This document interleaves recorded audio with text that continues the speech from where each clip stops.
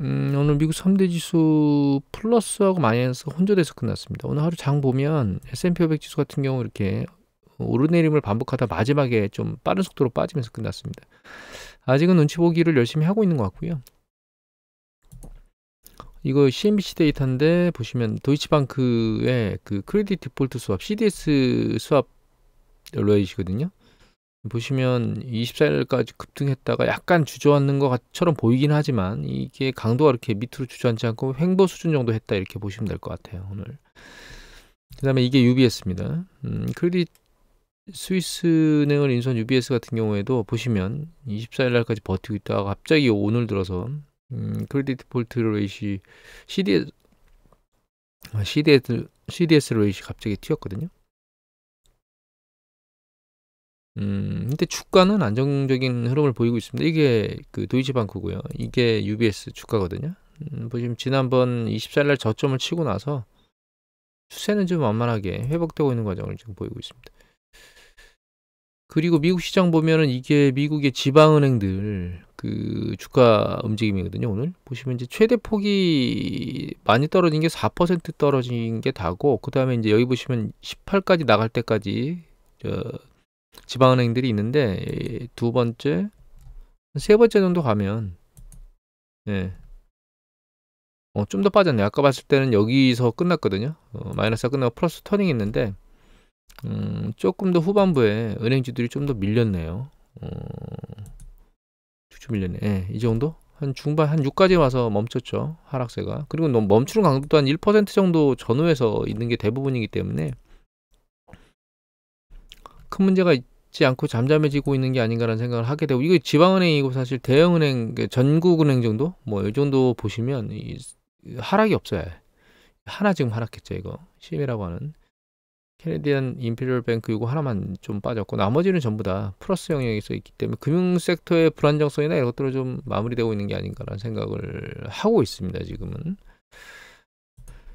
일본의 크레딧 디폴트 스왑 레이트 같은 것들이 이제 문제가 있고, 하지만 주가는 괜찮게 안정적인 국면으로 이제 가고 있는 것 같은데, 세부적으로 안으로 들여다보면 은행권은 난리를 치고 있는 것 같거든요. 아직은. 요거는 좀 이따 봐야 될 것 같고, 요걸 먼저 보죠. 이게 그 무디스에서 보내주는 크레딧 아웃룩인데, 여기 보시면 밑에 그 뱅크 시스템에 자금 이동이 생기고 있거든요. 여기 보시면 이게 라지, 무슨 세라고 해야 되죠? 이거 파란색? 요게 그 대형은행들이 가지고 있는 그 예금 총액이고요. 요 빨간색, 요게 주황색, 요게 이제 소형은행들이 가지고 있는 거거든요. 근데 여기 보시면 끝에가 딱 떨어졌죠. 살짝 떨어지고 살짝 올라갔습니다. 이게 소형은행에서는 자금이 한 1200억 달러 정도 빠졌어요. 그리고 대형은행은 660억 달러 정도 들어왔습니다. 그러니까 이 소형은행에서 대형은행으로 자금이 이동했다고 볼 수 있어요. 그렇게 우리가 예측을 좀 해볼 수가 있는 거고, 밑에 보면 요거는 뭐냐면 예금 자체의 전년 동기 대비 증감률이거든요. 얘가 큰 거, 작은 거, 은행들. 근데 보시면 둘 다 마이너스 영역으로 떨어졌습니다. 둘 다 마이너스 영역으로 떨어지는 과정 중에 이제 소형은행은 훨씬 더 많이 빠지고, 그게 대형은행을 떠받쳐주는, 대형은행의 감소세를 떠받쳐주는 형태로 지금 가고 있는 거죠. 은행에서 현금이 이탈하고 있긴 한데, 예금 이탈하는 거죠. 예금이 이탈하고 있는데 소형은행에서 이탈한 예금들이 약간 그 대형은행들 이탈 자금을 떠받치고 있는 이런 형태입니다. 아직도 시장에서 적으나마 뱅크런이 발생하고 있는 겁니다. 소형은행에서. 그리고 요거는 전체 시스템에서 자금이 이탈하는 거예요. 전체 시스템에서 예금이 빠져나가는 거거든요. 전년 동기 대비 증감률인데 상당히 많은 폭으로 계속 빠져나가고 있어요. 이게 뭐 여러 가지 이유일 수가 있겠는데, 여기서 이렇게 이동하는 것, 그 소형에서 대형은행으로 이동하는 것 같은 경우야 뱅크런이라고 생각할 수 있겠지만, 그거 이외에 다른 것들 같은 경우에는 무엇인가 그 현금을 가지고 다른 일을 할 수도 있는 거고, 예금을 가지고 뭐 채권이나 이런 것들을 매입하러 나올 수도 있는 거고요. 아니면 쓰기 위해서 들고 나올 수도 있겠죠. 여러 가지 이유일 겁니다. 다만 빠른 속도로 예금이 줄어들고 있다라고 하는 부분은 좀 이게 지금 투자 환경이 그렇게 좋은 상황이 아니거든요. 뭐 부동산을 산다거나 아니면 뭐 주식을 산다거나 그리고 채권 시장도 좀 불안정한데 투자 자금 쪽으로 움직인다기보다는 이게 지금 소모 자금 쪽으로 빠져나가고 있는 게 아닌가라는 생각하는데 이건 확실히 제가 확신을 할 수가 없습니다. 지금 일단은 데이터가 없기 때문에 그렇게까지 확정적으로 말씀드릴 수는 없고요. 그리고 예금이 막 빠져나가니까 은행에서 어떤 일들을 하고 있는 거냐면 이 뭐 마케터블 바로잉인데 이게 그 시장성이 있는 어떤 뭐 채권일 수도 있고요. 아니면 뭐 은행 간 콜금리 빌리는 걸 수도 있고요. 보험사에서 뭐 자금을 땡길 수도 있는 거고요. 뭐 이런 여러 가지거든요. 그래서 예금으로 안 당겨지니까 다른 걸로 당겨오는 거예요, 현금을. 그러니까 현금 가능성이 상당히 높은 것들, 뭐 이런 것들. 그런 것들이 이제 급격하게 확 늘었죠. 이게 하루 만에 늘어나는 겁니다. 이 차트에 이렇게 나온 이유가 요 직전 주보다 한 주 지나서 올라가는 강도가 굉장히 세진 거예요. 그러니까 예금이 빠지니까 그 예금 빠지는 것을 대응하기 위해서 현금성이 상당히 높은 그런 것들을 당기고 있다, 은행에서. 뱅크런에 대비하는 거죠. 그리고 요것도 그거와 비슷한데 이건 직접적으로 현금 자산을 막 늘리는, 어디선가 땡겨오는 그런 형태로 지금 작업을 하고 있어요. 뱅크런에 대비하고 있는 액션들을 막 취하고 있는 거죠, 은행이. 그리고 이거는 국채들, 대형은행하고 소형은행이 가지고 있는 국채는 점진적으로 좀 감소하고 있습니다. 보유 잔액 자체가. 국채를 매도하는 형태로 안에 갈 수가 없는 거죠. 현금 확보를 어느 정도는 할 수밖에 없는 상황인 거고, 연준에서 그 채권 같은 걸 담보로 주면 현금을 주겠다고 하는 그 펀딩 기금을 만들어서 운영하고 있는데, 그거와 별개로 일단 채권 규모 자체는 점진적으로 줄어들고 있습니다. 그래서 은행의 불씨가 꺼지긴 했고 그것에 대해서 은행이 각각 대응을 하고 있긴 한데 아직 중소형 은행에서 그 대형은행 쪽으로 자금이 이탈하는 게 멈추진 않은 상황인 것 같다, 이렇게 이해를 하시면 될 것 같아요. 그래서 뭐 뉴스 보도에 보면 뭐 실제로 뱅크런이 발생하면 뭐 200개 은행들이 파산할 수 있다, 이런 보도들이 나오고 있는데, 일단은 단기적으로 무슨 일이 생길 것이냐라고 하는 부분에 대해서 저는 동의는 하지는 않고요. 지금은 수습 국면에 가 있는 것 같다, 이렇게 이해를 하고 있습니다. 그리고 지난주에 그 미국의 내구재 주문이 나왔었거든요, 발표가. 그런데 이 내구재 주문이 패턴이 계속 감소하고 있는 패턴이거든요. 여기 보시면 이게 슈먼트라고 말하는 게 이게 출하입니다, 이게. 그 다음에 밑에 있는 게 신규 주문이거든요. 근데 이게 작년 12월 기준으로 보면 점점 빠지고 있죠, 두 개 다. 두 개 다 감소하고 있어요, 이게. 그리고 이미 이제 이건 자주 보여드렸는데 이거는 전체 산업 생산이거든요. 이 검은색이 전체 산업 생산입니다. 그러면 이게 작년 한 9월께쯤에 정점을 치고 전체 산업 생산은 추세적으로 하락하고 있다, 약간 반등하는 모습을 보였었거든요, 1월에. 그런데 2월은 증가 추세가 거의 없는 상황이에요.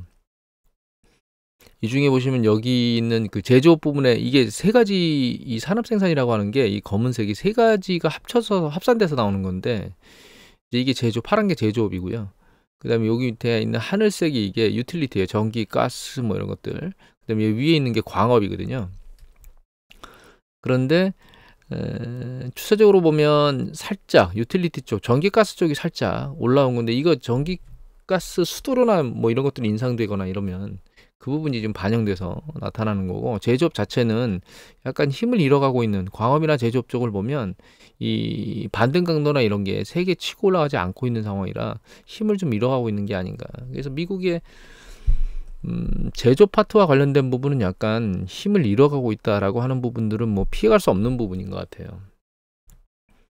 그리고 글로벌 쪽에 PMI 지수들이 이제 속보치들이 나오고 있는데, 이거 지난주에 나왔습니다. 지난주에 나왔는데, 미국 보면 이게 ISM 제조업 지수에서 ISM에서 그 나온 게 아니기 때문에 마켓에서 나온 거라 그 나중에 ISM PMI 지수나 NPMI 지수를 또 봐야 되겠지만, 제조업 지수 같은 경우는 지금 미국 같은 경우 반등해서 계속 올라가고 있고요, 추세적으로. 물론 수축 국면이 아직 있긴 합니다. 서비스업은 반등 강도가 세요, 지금 미국이.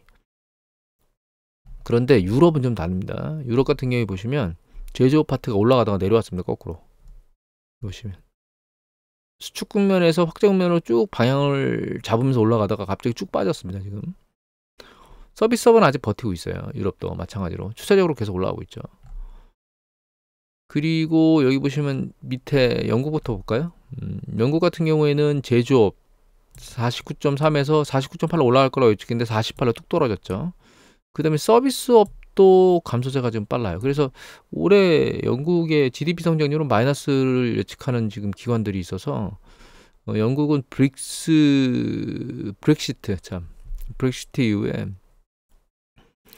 별로 좋지 않은 행보를 계속 지금 보이고 있습니다. 그리고 독일이나 프랑스 같은 경우에도 보시면 이제 서비스업은 이거 독일입니다. 서비스업은 지금 올라가고 있죠.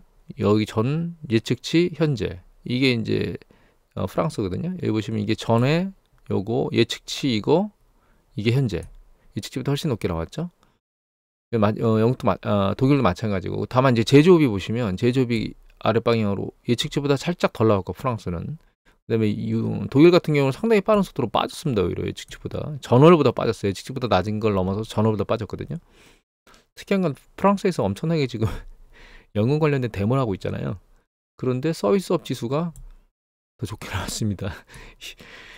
이게 좀 특이하다 이런 생각이 좀 들긴 하고 여하튼 그래서 글로벌에 보면 미국은 아직 이제 추세 패턴이 올라가는 강도로 좀 나오고 있는 것 같긴 한데 유럽 같은 경우는 제조업이 살짝 꺾이는 이런 모습을 보이고 있다. 이렇게 이해를 하면 될 것 같아요. 미국 주가지수 보면 약간 왔다 갔다 지금 눈치 보기 열심히 해대고 있고 이게 머니플로우 인덱스거든요.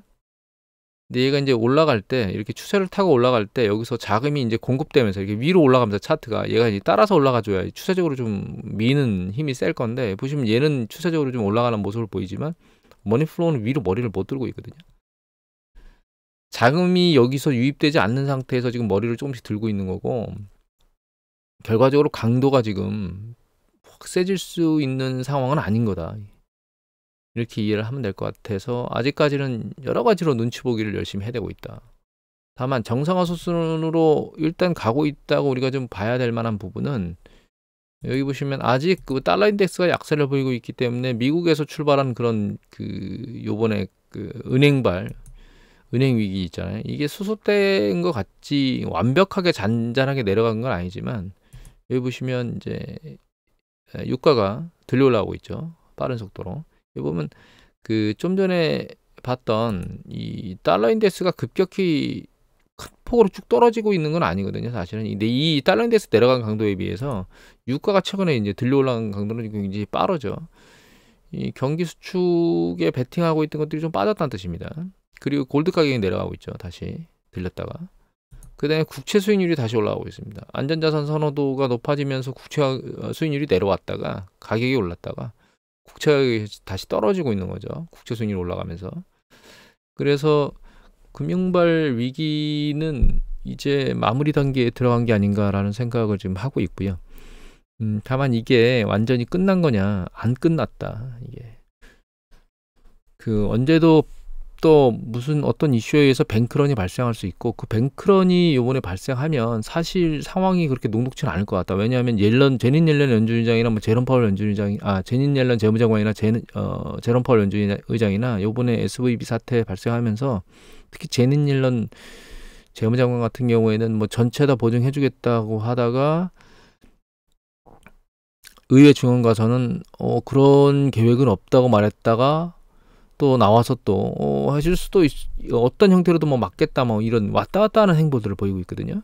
이게 시장의 불안정성을 키우고 있고 결과적으로는 다음번에 문제가 터지면 이게 수습이 안 되고 상황이 상당히 커질 수 있는 가능성이 현재 열려 있다. 이렇게 이해를 하셔야 될 것 같아요. 자세한 내용들은 안 보여드렸는데 예금보험공사가 가지고 있는 그 자금 규모 아마 1200억 달러 좀 넘을 겁니다. 그 기금이 예금보험 기금이. 그런데 지난번에 SVB뱅크로 인출됐던 뱅크런 때 400억 달러가 뱅크런이 발생했고 그다음에 퍼스트 리퍼블릭 뱅크가 한 200억 달러 정도 발생했다고 얘기를 제가 봤거든요. 그럼 합하면 600억 달러이기 때문에 1200억 달러는 그냥 순식간에 휙 날아갑니다. 사실은. 그래서 결과적으로는 그 다음번 뱅크랑 관련된 문제나 이슈가 발생하면 사실 녹록치 않은 상황이 발생할 것 같고, 개인적으로는 요번 반등이 마지막 반등인 것 같습니다. 제 생각에는. 주가가 지금 내려왔다가 작년 10월 그러니까 10월 후반 11월께 들면서 쭉 추세적으로 반등했는데 다시 한번 머리류가 눌렸죠. 여기서 다시 반등을 시도하고 있거든요. 제 생각에는 요번에 반등이 마지막 반등일 거라는 생각을 조금씩 강하게 하고 있습니다. 그래서 요번 반등이 어느 정도 되고 나면 정말로 추가적 반등 없이 추세가 붕괴될 수도 있다라는 생각을 조금씩 그 가능성이 커지고 있다라고 보고 있습니다. 아직 확정적으로 생각을 하고 있지는 않고 있고요. 여하튼 일단 정말 조심해야 되는 시기가 다가오고 있다, 이렇게 이해를 해야 될 것 같아요. 그럼에도 불구하고 이 뱅크런 사태가 좀 수습이 돼서 얘가 일정 부분 뻗고 나면 자금을 털기가 좀 용이하겠는데, 얘가 그때 이제 뻗어서 쭉 올라간다고 해서 상당히 안일하게 생각하면 안 된다는 생각을 말씀드려야 될 것 같고, 지난번에도 말씀드렸지만 올해 안에 박스권으로 계속 움직이다가 내년이면 추세적으로 터닝해서 올라갈 거다, 이런 생각을 하는 건 상당히 위험한 생각입니다. 오늘 이것을 마치도록 하겠습니다.